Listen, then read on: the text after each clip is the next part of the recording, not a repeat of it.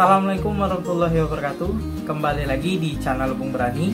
Baik teman-teman, di video kali ini saya ingin membahas tentang bolehkah akuarium ikan mas koki itu memakai hiasan berupa tanaman hidup ataupun tanaman plastik, dan juga bolehkah akuarium ikan mas koki itu menggunakan dasaran akuarium itu pasir malang ataupun pasir silika dan bebatuan halus, teman-teman ya.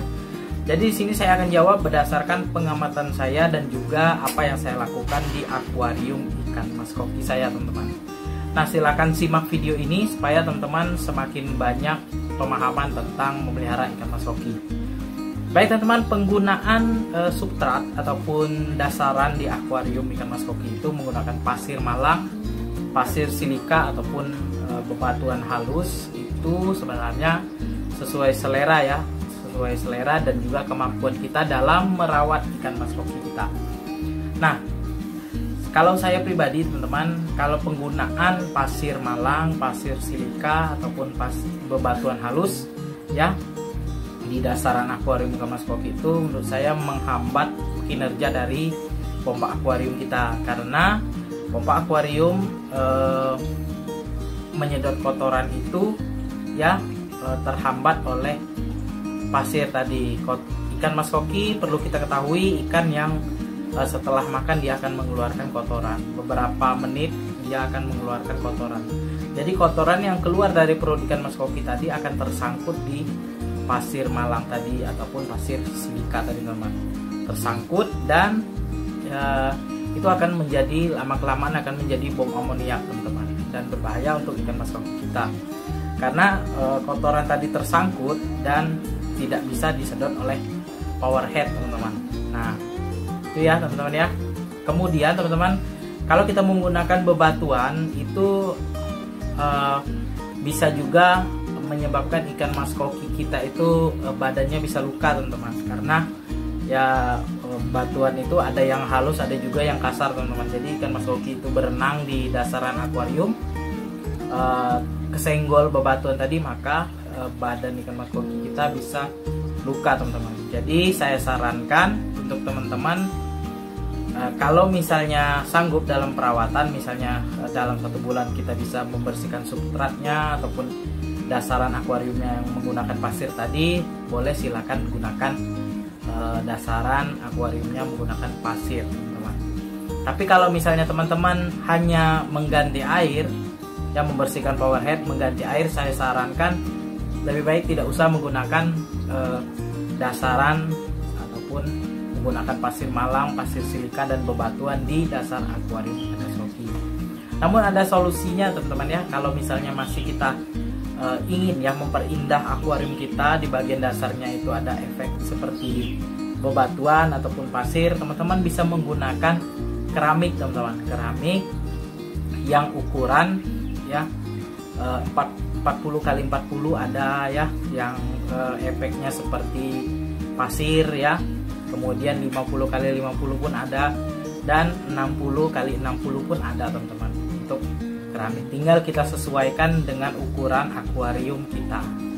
Namun penggunaan keramik ini ada kekurangannya juga ya, teman-teman ya. Kalau misalnya kita menggunakan akuarium yang ukuran kacanya 5 mili, itu cukup was-was ya, karena kacanya cukup tipis.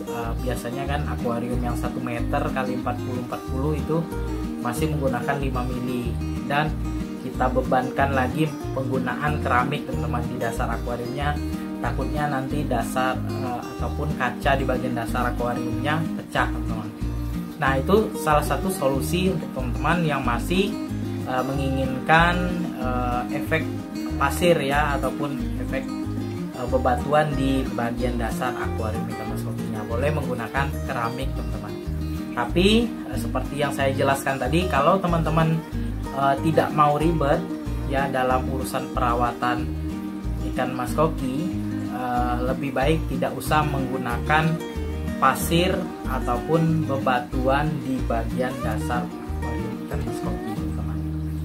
Untuk selanjutnya, teman-teman, bolehkah akuarium ikan mas koki itu menggunakan tanaman hias ataupun ya tanaman hidup ataupun tanaman yang terbuat dari plastik? Sebenarnya penggunaan tanaman itu boleh-boleh saja ya teman-teman.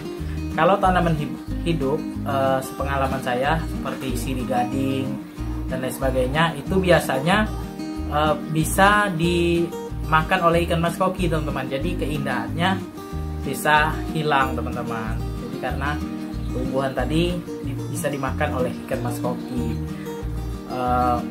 Untuk tanaman plastik teman-teman, tanaman plastik ini kan notabene keras ya.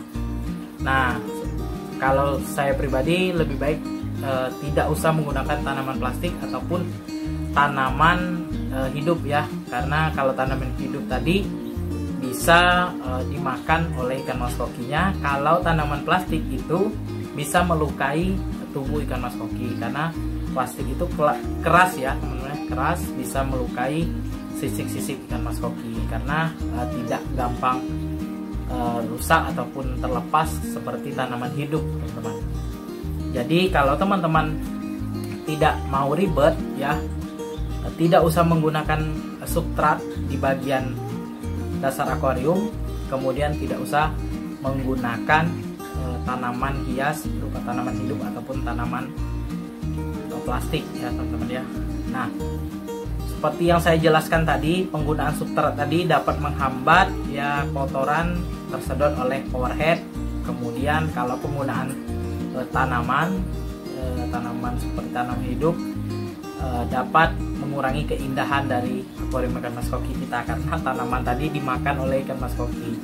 Kalau menggunakan yang plastik dapat melukai ikan mas koki. Jadi solusinya ya kita menggunakan akuarium yang cuma polosan seperti ini teman-teman ya.